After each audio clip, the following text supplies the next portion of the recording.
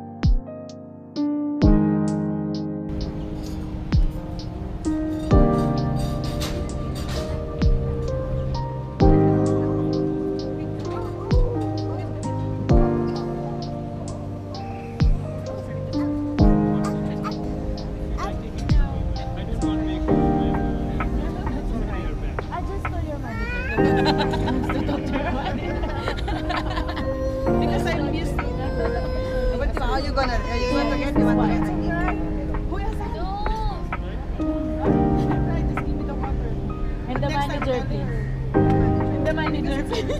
I'm used to it.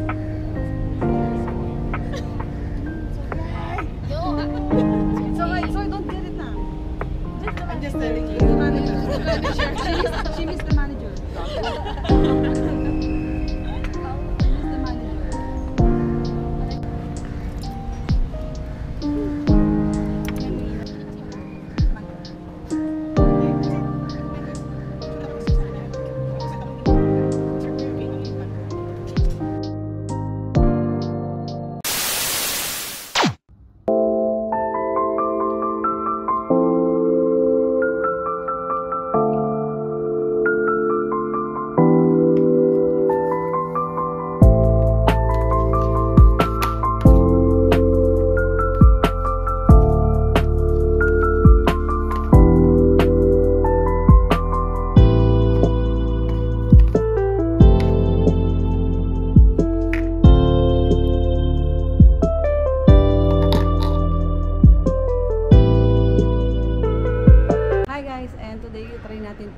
Bluetooth speaker natin na Boya. So ngayon wala akong gamit na Bluetooth. So tingnan natin kung naririnig nyo. Lalayo ako. Clear ba guys? Naririnig nyo ba ako? Nandito tayo sa parking lot. So ayan guys, try naman natin yung meron tayo Bluetooth speaker. Ilalagay natin to. Actually matagal ko na to guys na ano. Matagal na sa akin guys actually to Boya na speaker na to. Pero hindi ko pa siya nagagamit. Pero sabi ni Wellard, kasi bumili din siya nito. Ang ayaw niya lang daw dito or yung hindi niya maganda na feedback na binigay sa akin is yung clip niya naglulus daw. So hindi na siya na-attach. So parang yun yung parang negative reviews niya dito sa Boya na speaker na to. Anyway, ayan, natanggap ko na to, medyo matagal na to sa akin and alam ko na unbox na to, pero hindi ko pa siya talaga na-try. So ngayon, itatry natin siya guys. So ang gamit natin ngayon is Type-C and meron din tayong connector na adapter pang iPhone kasi nga ang iPhone iba naman siya ng ano na, ang to parang plug. So ayun guys, without further ado, let's try this.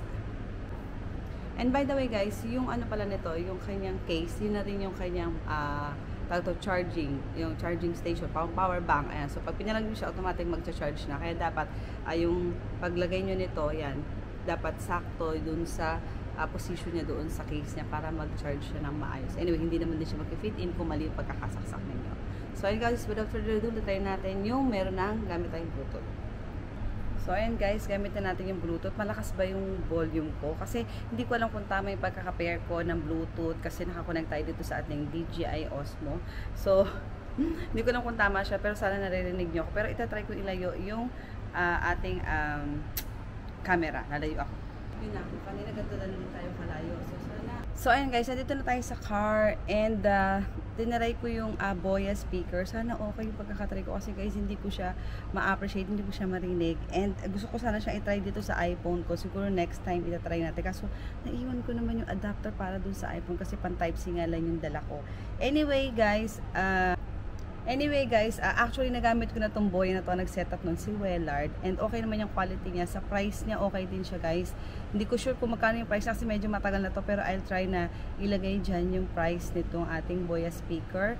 And yun lang, madali na naman siyang i-pair, and ang bad reviews na nalaman ko sa kanya is yung clip niya nga, madali siya naglo-loose pag matagal mo na nga siyang ginagamit. Pero sa out of 10, ma-rate ko siya ng 9. So, diba? Pak na siya sa price niya and sa kanyang quality.